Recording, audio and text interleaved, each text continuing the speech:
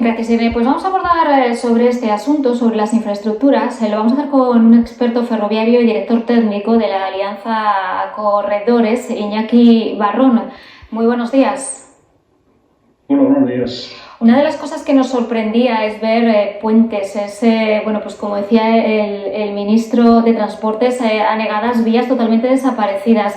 ¿Cuál es el impacto que ha habido en infraestructuras? ¿Qué ha pasado? ¿Esto se contempla cuando se cartografía una zona para hacer una infraestructura de estas características? Bueno, pues hay que ver primero hasta dónde ascienden los daños con detalle, porque no solamente hay que reponer los puentes y terraplenes, sino que también hay que luego restituir las vías, los sistemas de señalización, de electrificación. Es decir, el ferrocarril tiene muchos sistemas y muchos subsistemas que tienen que estar coordinados, y hasta que todo eso se restablezca, pues probablemente tendrá que pasar mucho tiempo.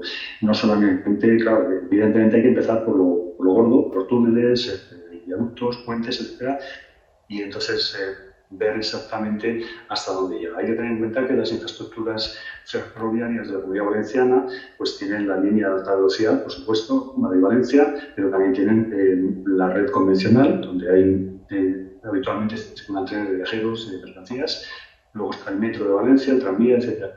Entonces, por un lado, efectivamente, habrá que despejar las vías, ahí estamos viendo algunas imágenes, y por eso se puede hacer rápido, claro, en cuanto se puede acceder allí, pero luego hay que ver hasta dónde han afectado la subestructura, las vías, etc. Entonces es un proceso complejo, y además en muchos sitios hay que restituir trayectos completos, porque claro, no es como en una carretera que se puede hacer una variante provisional. En el ferrocarril pues hay que prever muchos más segmentos, estaciones, los accesos a las estaciones, el puesto de control, los talleres. En fin, es muy complejo, y la verdad es que por lo que se ven, yo por suerte o por desgracia no he tenido ocasión de estar en la zona en cuestión, pero la verdad es que por lo que se ven las imágenes y por lo que dan los informes, es una desgracia de las más gordas que han ocurrido en muchos decenios. Señor Barrón, desde el desconocimiento más absoluto, lo mismo incluso le pregunto una barbaridad, pero cuando se hace este tipo de infraestructuras, ¿se contempla este tipo de fenómenos meteorológicos? A lo mejor no de esta envergadura, pero es verdad que le hablo de algo muy simple. Yo veo una vía y dices, bueno, pues aquí es la vía y punto, pero ¿tienen algún tipo de sistema, tienen algo para este tipo de desgracias naturales?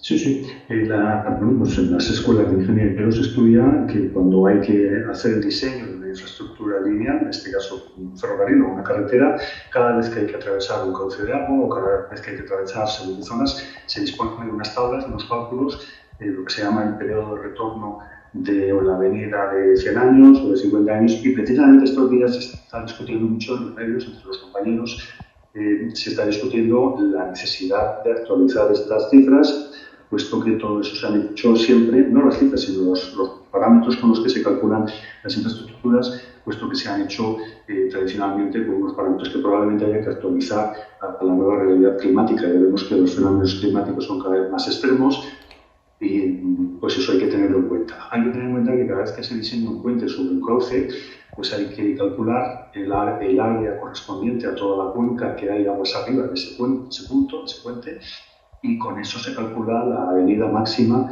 que se espera en un periodo de retorno. Pues es una terminología habitual que se utiliza, del orden de 50, 100 años, pero evidentemente eso hay que revisarlo, y en los tiempos que estamos hay que adecuar no solamente en España, yo creo que en toda Europa y en otras regiones del mundo, hay que adecuarlo a la realidad climática y geográfica.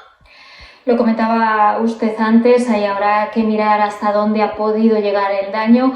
Algunas infraestructuras, lo mismo, hay que tirarlas todo abajo, no se pueden ni siquiera reconstruir, ¿no? Hay que volverlas a hacer de nuevo. En cuanto se sepan más datos, ya sé que usted ahora mismo pues no tiene esos datos, pero existe esa posibilidad. Sí, es posible que haya que hacer sobre todo los terraplenes, que es donde más suele afectar el agua. Pues los túneles se limpian y teóricamente no tiene por qué haber más problemas. De todos modos, lo que le interesa a la población es cuándo se va a poder restituir el servicio. Restituir el servicio de manera degradada, de manera provisional, pues en algunos casos puede que sea relativamente no rápido, bueno, que no sea demasiado lento, pero luego restituir el servicio en sus condiciones como estaba anteriormente, pues va a tardar, porque además han circulado por ahí unas fotografías del puesto de control, de los ferrocarriles. ¿Cuánto, perdone que le interrumpa, señor Barrón, cuánto Sí, cree que puede sí. tardar por las fotografías que usted ha visto? Hemos escuchado, si le sirve de ejemplo, por ejemplo, el ministro Puente hablaba incluso en el trayecto de Madrid, hablaba hasta de 3 semanas. O sea, ¿cuánto cree usted por lo que ha visto en algunas zonas? Bueno, yo no le voy a contradecir al señor ministro, que de luego tiene más información que yo y más detallada. Es muy difícil hacer una evaluación. Por lo que se ve, de estas imágenes que estamos viendo ahora mismo, pues despejar la vía puede ser relativamente rápido, pero luego hay que ver lo que se encuentra debajo. Luego también hay que tener en cuenta los recursos humanos que se van de que se va a poder disponer para restablecer el servicio. Así que una cosa es coger una excavadora y limpiar vías y limpiar infraestructura, y otra cosa es montar la vía, montar el balasto, montar todos los elementos que tiene la vía para que pueda pasar el tren, montar la electrificación. Hay que tener en cuenta que habrá que evaluar cómo están las subestaciones que alimentan de energía eléctrica los trenes, hay que ver las líneas de alta tensión. Es decir, hay pueblos que estamos viendo que están sin luz. Pues eso mismo le puede pasar al ferrocarril, hay que restituir toda la señalización, por supuesto, que es un tema fundamental.